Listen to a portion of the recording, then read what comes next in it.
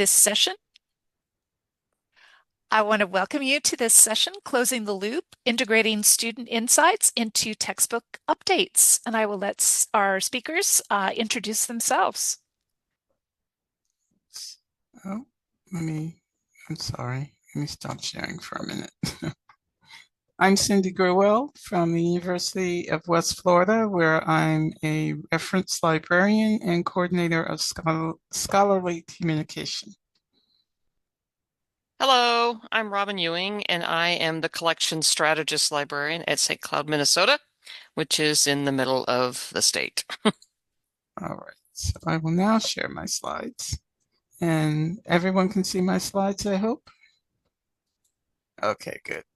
All right, so welcome to our presentation, Closing the Loop, Integrating Student Insights into Textbook Updates. Whoops, gotta click on the page. We're going to have, well, we kind of have already introduced ourselves. We'll have a little background and we'll talk about our first, second, and third editions and conclude with some key points. So you already We're still know. the same people. Yeah, we haven't changed.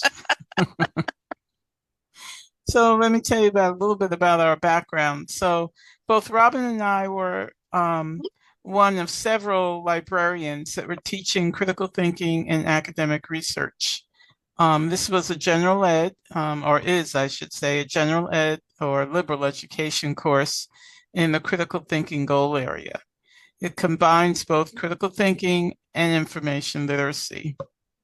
And we used a commercial text titled Asking the Right Questions by Brown and Keeley. But we had this desire to support OER on our campus and zero course for our students. That was kind of how we started thinking about producing or authoring a text. Our purpose basically being critical thinking and information literacy is key for lifelong learning. And then we were focusing on the combination of those two and making connections. And ultimately, we were looking for a text that we could integrate smoothly into the course. I should say that Asking the Right Questions was a good textbook, but one, it has a high cost. The other thing being it only covered the critical thinking aspect of the course. So some of the support and considerations that we had to think about was discussing this with our colleagues. Would they be willing to use the text since we are all teaching the same course? Exploring available resources, what exists that we could use to adapt rather than, try to create everything from scratch. We looked at local and state support. There were workshops in the state at the time, and those Pressbooks was supported by Minnesota State. And then most importantly, we had to think about set aside time. We have the time to adapt and create this text that we were looking at doing. Robin? I was typing something in the chat. I thought, I bet people don't know what MnState is, except, obviously the state of Minnesota.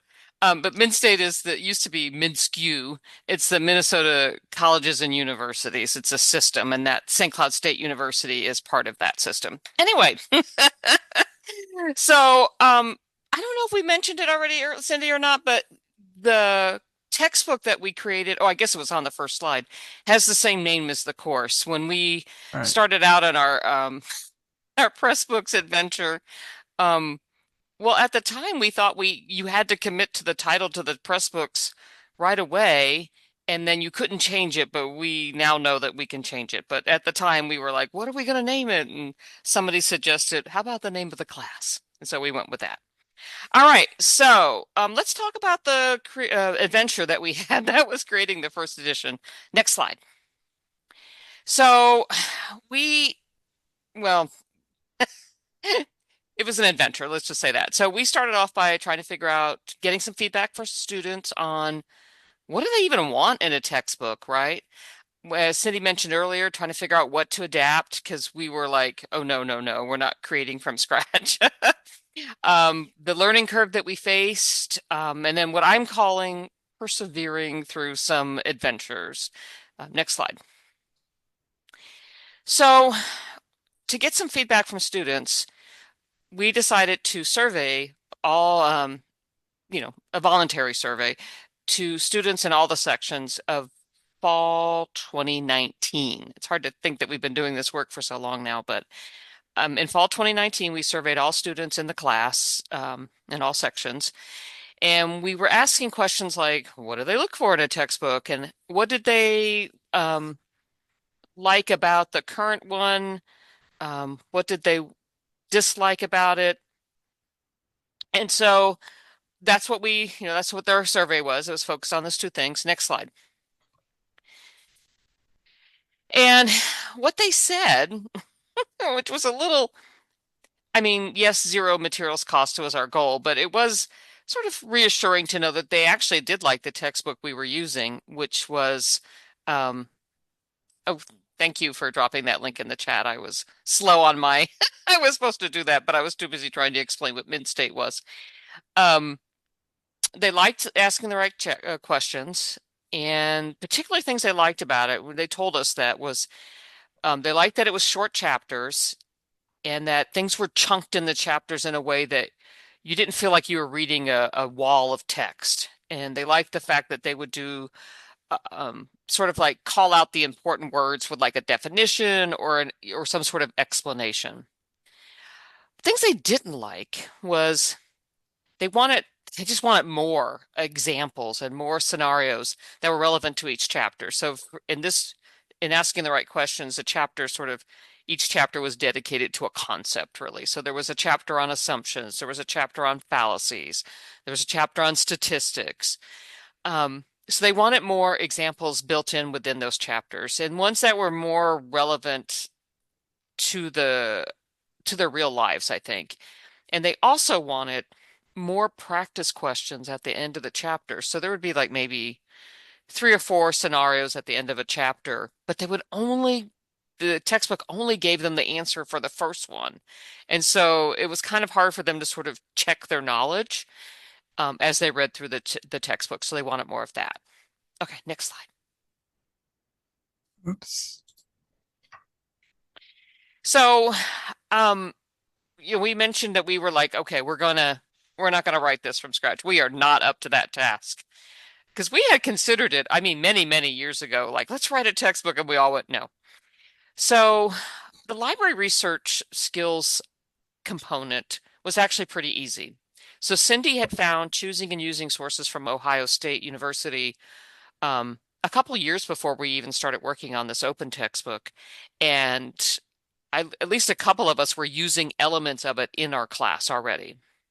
So that one was like, okay, that was like easy. And it's nice and long and we could chop up what we want out of it. Then the critical thinking, we did struggle a little bit on this because for us, we wanted something that talked to the informal idea of critical thinking and not formal logic. Cindy and I had a motto which was no symbols. If it had symbols, we weren't going for it, that we were not going to choose that source. So we ended up working with these two sources. And then, next slide. I won't belabor that point. We did those two sources. So, our learning curve had a couple of different elements. First of all was Pressbooks. So I think in the beginning we were like, Pressbooks is so easy. You just kind of type here and, or you copy in the textbooks you're going to use. But we quickly figured out some quirks.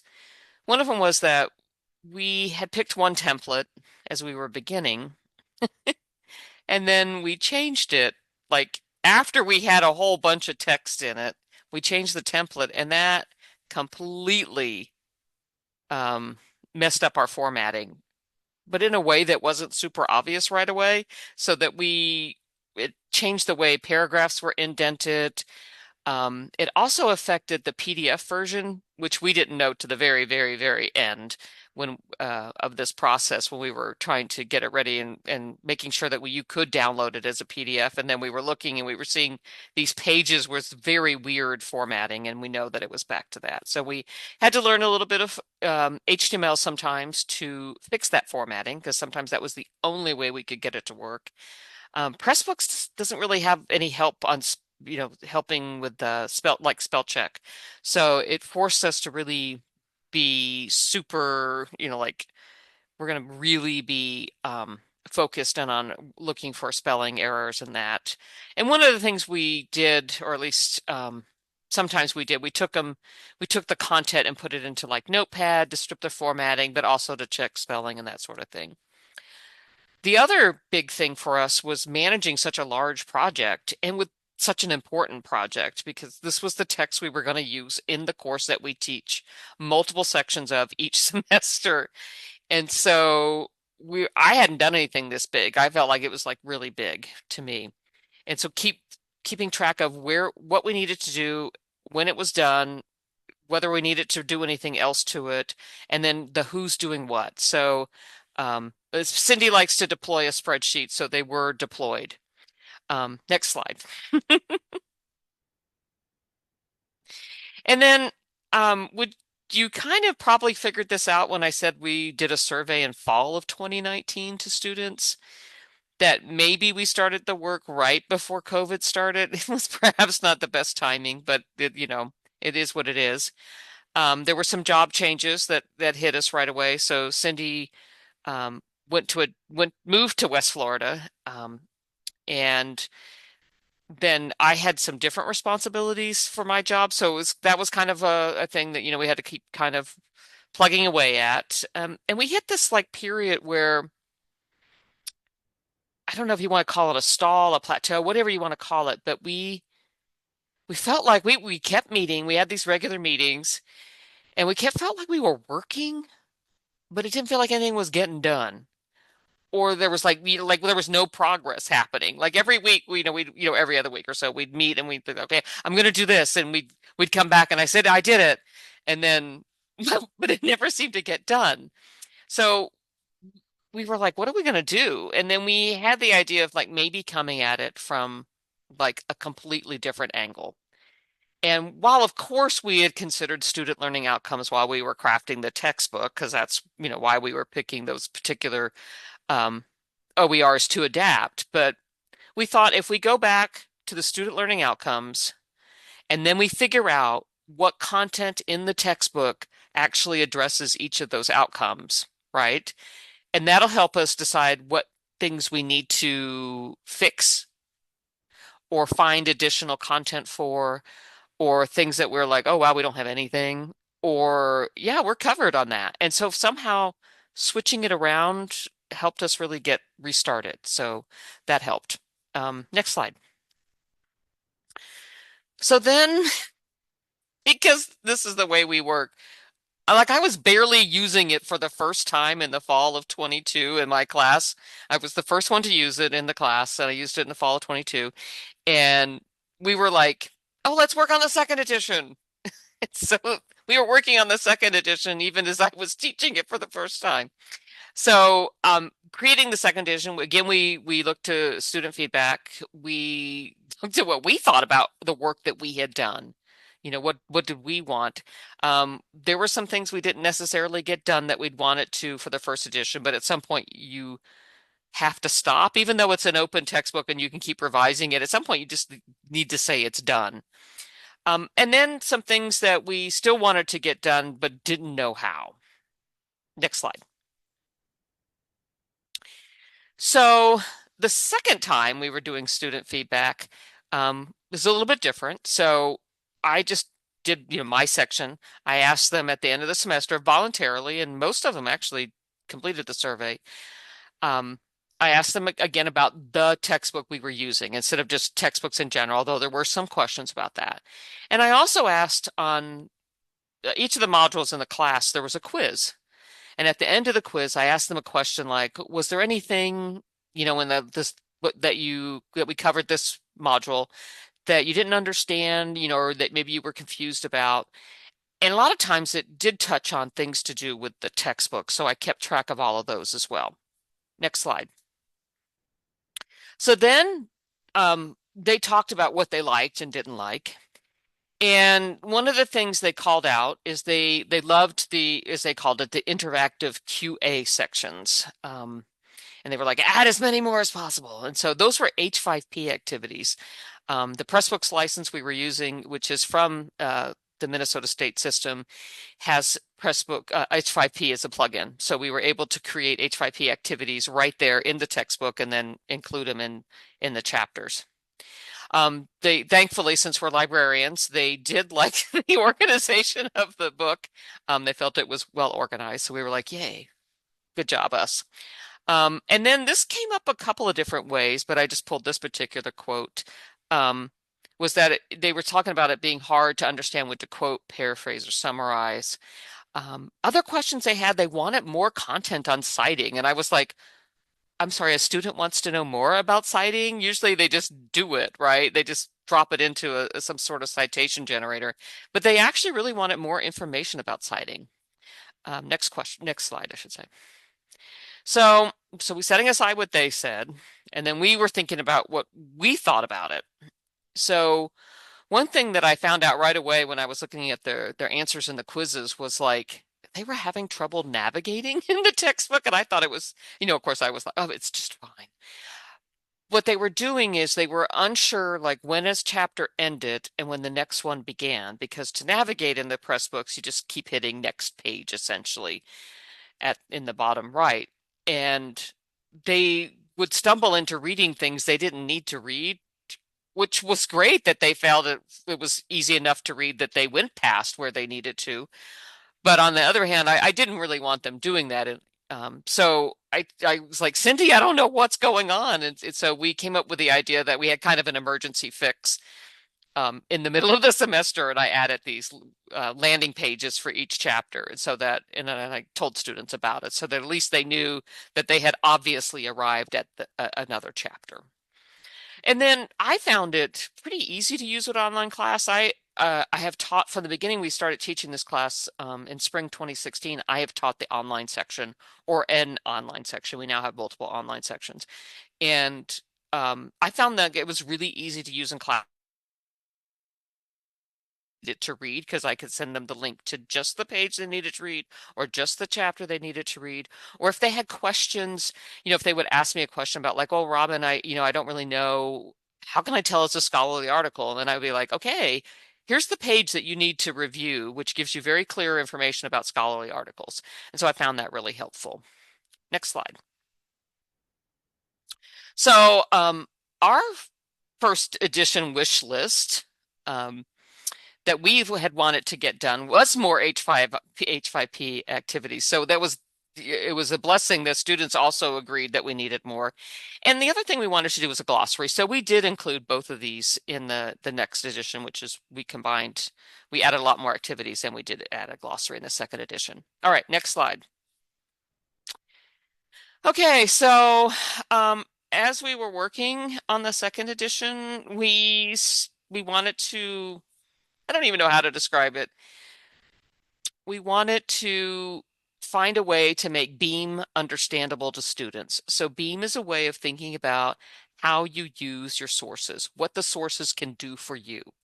And it stands for, like a source could give you background information that you could include in your paper or your presentation, or maybe it's just background information so you know something. A resource can give you evidence or exhibits. It could help you with your argument. It could give you the counter argument that you might be able to respond to, or it could talk about the method, or anything like that. And we did increase the content, but I felt like I could never quite get students to buy into it. I thought it would be a useful way, or we thought it was a useful way of thinking about sources instead of thinking them of a source as a place they got a quote to drop into their paper. Another thing is we did increase the amount of content on synthesis, but there was still some need for more content on that. So that's another thing we want to do. And then we wanted, I guess this is aspirational, to develop more content on assumptions or find content on assumptions. We have not successfully done that. So if we're going to put more content about assumptions into the text, I think we're going to have to write it ourselves, and we can do it. Next slide. Some of the feedback they gave us after the second edition were more faculty were teaching it, not just me. So we surveyed multiple sections that were using the textbook, and some of the things that they told us is that they like things chunked out so it doesn't feel overwhelming. Again, they like the H5P activities. It wasn't draining to read, and I was like, okay. I mean, I guess that's good. Cindy found us a bunch of different critical thinking textbooks when we were just starting the class. And we also felt that those were draining to read, so that's why we picked the asking the right questions, because it wasn't. And it was easy, and they didn't have to pay for it. What else did they like or not like? This is the not like slide, I think, is the next slide, Cindy. So they found it annoying to navigate. I'm not sure if there was a glossary. Remember I said we put a glossary in? I didn't understand what this clicking through a bunch of walls was. So this is one of those things when you do a survey, as always, there's always some comment where you're like, but give me all the context around this comment. I thought this was weird. They wanted to be able to use the arrows on their keyboard to turn the pages. So I thought that was interesting. They thought it was too broken up. So you notice that there's some conflict sometimes. And I wish you could switch to the next page from the bottom. That is exactly where you switch to the next page. So that's, not too surprising that sometimes you're like, it seems so obvious. And we have talked amongst ourselves when we're talking about the third edition of figuring out a way to make all of this navigation easier. Next slide. I can't remember. I think I put a third one in here. Did I put a third one in here? Yep. I did. So they did give us some suggestions, and so make it more engaging. I don't know, Cindy, are we up to that? They want more of the knowledge checks, and when they're saying when we did the second edition, we were more consistent about how the formatting we used for the H5P activity. So we did this thing called check your knowledge. And so we used the particular text box that's available. There's different text box options in Pressbooks, but we were consistent on which one we used. And then we would put the H5P activity embedded into this text box. So it was always check your knowledge. So they wanted more of that. And then again, change the way you go to the next chapter. And of course, I had to end on this one, that we didn't need to change a thing because it was perfect. I love you, student. I have no idea who it was. Okay, I think that's it for me.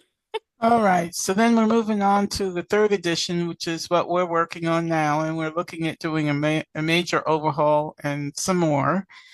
Some of the considerations we are taking into or focusing on is now we have 3 years, 3+ years of feedback, and as Robin mentioned, from different sections, so not just her course. So it has expanded use in multiple classes. Our colleagues have also begun using it and are giving us a review and feedback. And then going forward, we also ask those colleagues to be additional authors as we do this major change in the book. So we're rethinking the book.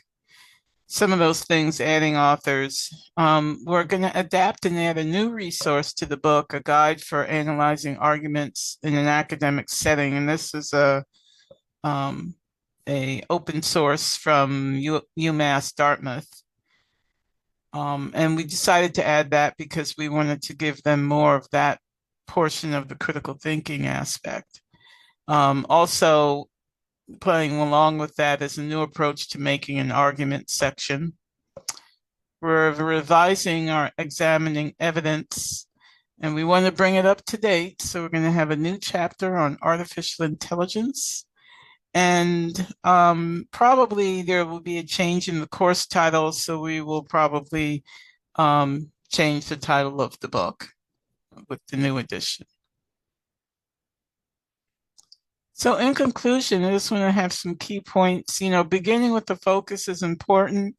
Robin and I knew what we wanted to do, and focusing on critical thinking and information literacy and pulling together the resources that we have and adapting them really worked well for us. Support from our colleagues and admin takes you a long distance. We need that because we need the time to do the work and the patience for it to be finished. Early student feedback is key. That work that we did before we started the textbooks was really instrumental because it really helped us know what directions we wanted to go in. So incorporating the feedback also made our revisions easier. And going forward with new editions, we'll reflect on feedback from both colleagues and students as we move forward. Thank you. And any questions?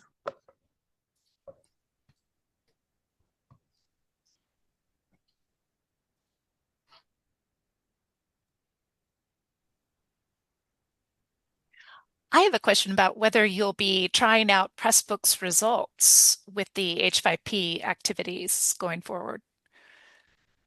That's a good question. Well, I don't think, can you What is answer that? Pressbooks? What is Pressbooks results? Okay, I can answer this somewhat. Pressbooks results is where you utilize the assignments to be recorded in your gradebook. And as of right now, I don't think Men's State has implemented that. I'm not totally sure. That's something we'd have to explore.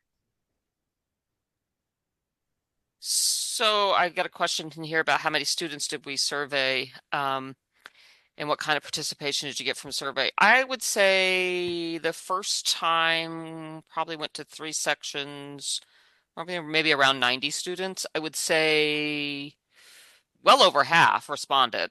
And I know the time I did it in like the fall of 22, I had 35 students.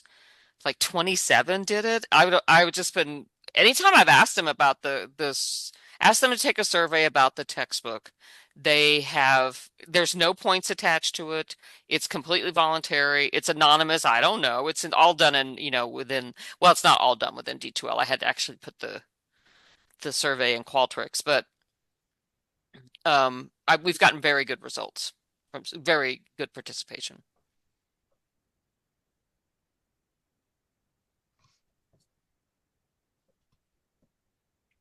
Cindy and Robin, are your slides available in Whova or in the Google Drive for the conference? No, they're not in there yet. We'll have to put them in. Okay, fantastic. I will put the link in the chat to the Google Drive folder. Okay, good.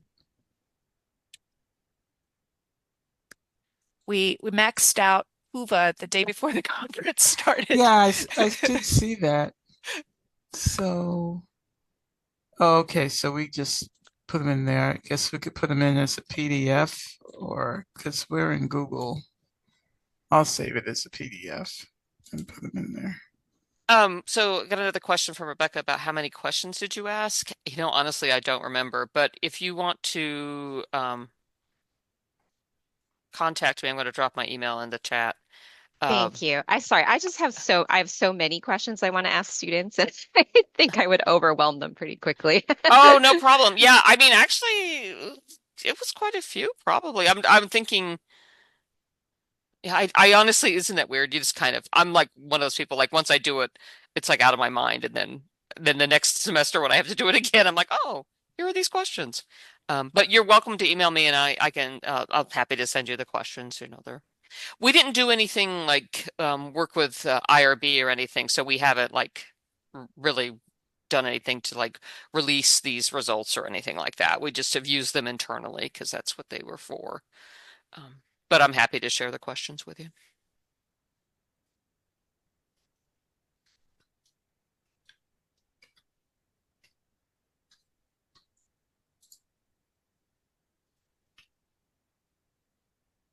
Thank you so much, Cindy and Robin, for sharing your experiences and for a great presentation. I'm seeing nice comments in the chat.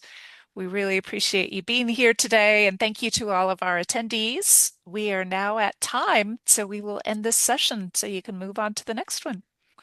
Thank you so much. Thanks. Thank you.